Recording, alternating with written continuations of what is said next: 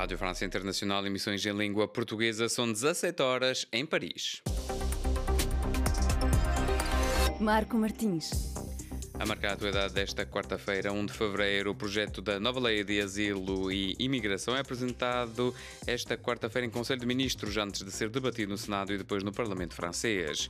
O Reino Unido registra hoje a maior greve em mais uma década, de acordo com os sindicatos que reivindicam melhores salários e condições de trabalho.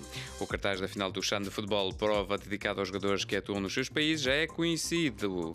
Argélia-Senegal e vai decorrer neste sábado. Estes e outros títulos a desenvolver já a seguir no bloco informativo sob o comando técnico de Victor Rulle. O jornal começa agora. Começamos com a atualidade internacional. O projeto da nova Lei de Asilo e Imigração é apresentado hoje em Conselho de Ministros, antes de ser debatido no Senado e depois no Parlamento francês. Este projeto é um espetáculo político, afirma o antigo responsável pela revista francesa Migration et Société, Pedro Viana. Tudo isto faz parte de um espetáculo político e que o importante realmente, do ponto de vista dos que defendem este projeto de lei, não é a realidade e a aplicabilidade do projeto, mas é o discurso para fazer acreditar que eles estão com aquela vontade de reduzir o número de estrangeiros, o que é um absurdo. Isto todo mundo sabe, sociólogos, demógrafos, todos, basta ler todos os trabalhos que são feitos.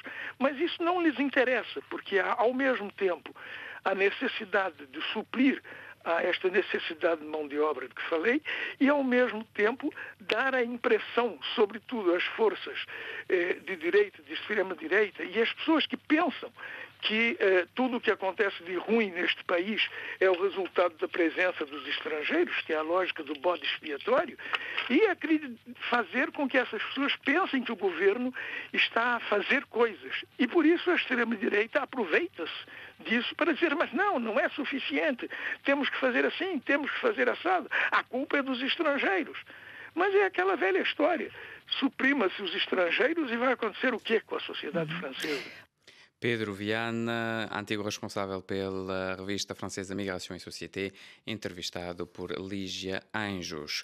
O Reino Unido registra hoje a maior greve, de acordo com os sindicatos, que reivindicam melhores salários e condições de trabalho. O relato é de Bruno Manteigas, o nosso correspondente.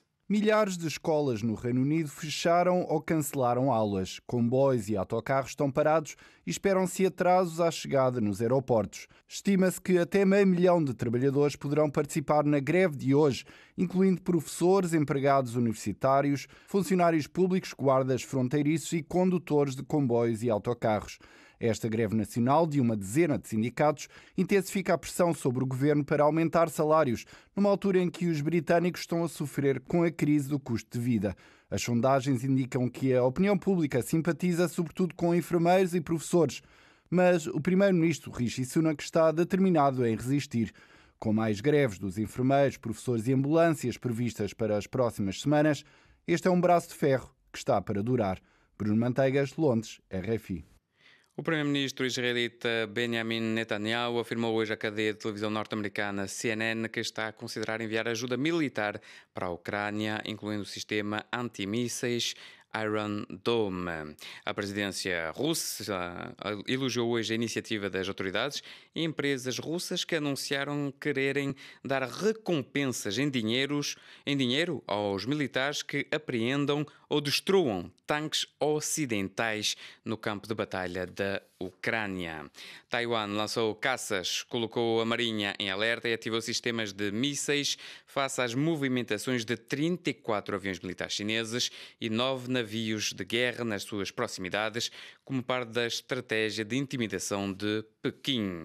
Uma cápsula com material radioativo extremamente perigoso foi encontrada na Austrália, onde estava a ser procurada desde meados do mês de janeiro, depois de se ter perdido na altura em que estava a ser transportada, disseram hoje as autoridades. Bissau 94 FM.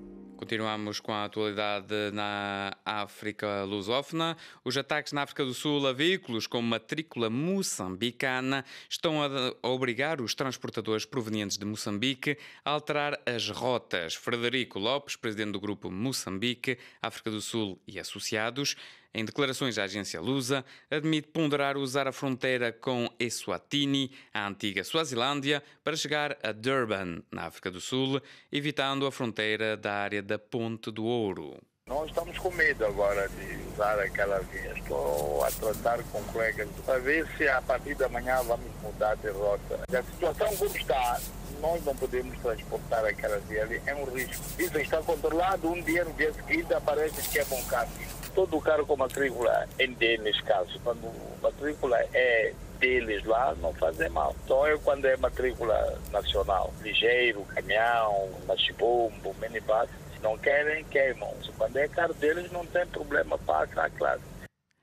A Liga Guineense dos Direitos Humanos voltou hoje a exigir a libertação de 17 detidos no âmbito da tentativa de golpe de Estado de 1 de fevereiro de 2022 e reafirmou a condenação de qualquer ato de violência. Espanha e Guiné-Bissau reiteraram hoje a intenção de continuar a estreitar as relações bilaterais depois de há 2 semanas Madrid ter anunciado que iria retomar o programa de cooperação com Bissau. Indignação e surpresa foi a reação de alguns investigadores perante o chumbo pelo Parlamento português da desclassificação de arquivos das guerras de libertação. No magazine Artes, teremos Raquel Schaeffer, que considera que há uma vontade em perpetuar o que chama de história completamente falsificada. Enquanto investigadora, eu própria, durante o meu processo de investigação, me confrontei à inacessibilidade de alguns arquivos e fiquei bastante surpreendida com o chumbo e penso que esse chumbo se deve a uma vontade, por um lado, de controle da história e, por outro lado, de reiteração de uma narrativa oficial que perpetua certos pressupostos relativos ao colonialismo português e à participação, à repressão das guerras de libertação pelo Estado colonial e fascista português. O que é que há para esconder? O que é que há por baixo do tapete? Por um lado, há para esconder todos os massacres que ocorreram durante e antes da Guerra de Libertação. E eu penso que se pretende, por um lado, proteger as Forças Armadas portuguesas e, por outro lado, perpetuar esses mecanismos de controlo e de perpetuação de uma história completamente falsificada, na medida em que, num certo sentido, se tenta legitimar as guerras que decorreram em África entre os anos 60 e 70. Raquel Schaeffer, convidada do magazine Artes, entrevistada por Karina Branco. No desporto, o cartaz da final do CHAN de futebol, prova dedicada aos jogadores que atuam nos seus países, já é conhecido: Argélia, Senegal, e vai decorrer neste sábado.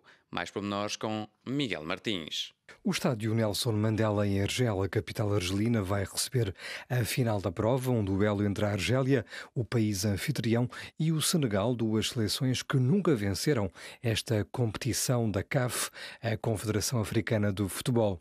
Este cartaz não constitui surpresa, sobretudo após 2 meias finais sem contestações possíveis. Em Oran, a única vez em que os argelinos saíram de Argel durante o torneio, a seleção da casa esmagou por completo o Níger por 5-0. Os tentos foram apontados por Ayoub Abdelawi, Sofiane Bayazid, Abdoulaye Katakor na própria baliza e Ayman Mayous, este último tendo apontado 2 golos no encontro, ele que já leva 5 na prova, sendo o melhor marcador. Na final, os argelinos vão defrontar os senegaleses. O Senegal não se deixou surpreender pelo carrasco de Moçambique, a seleção de Madagascar. O único tento foi marcado aos 5 minutos do jogo pelo avançado de 18 anos, Papa Diallo. Vitória pela margem mínima, mas suficiente para eliminar os malgaches. Madagascar e Níger vão lutar pelo 3º lugar na sexta-feira em Oran, enquanto a Argélia, perante o seu público, quer arrecadar o primeiro título no CHAN, frente ao Senegal. Esta final é uma reedição da final do CAN, que decorreu há cerca de 1 ano nos Camarões e cujo vencedor foi a seleção senegalesa. Estamos a chegar ao fim deste jornal. A informação continua na internet na página rfi.fr/pt.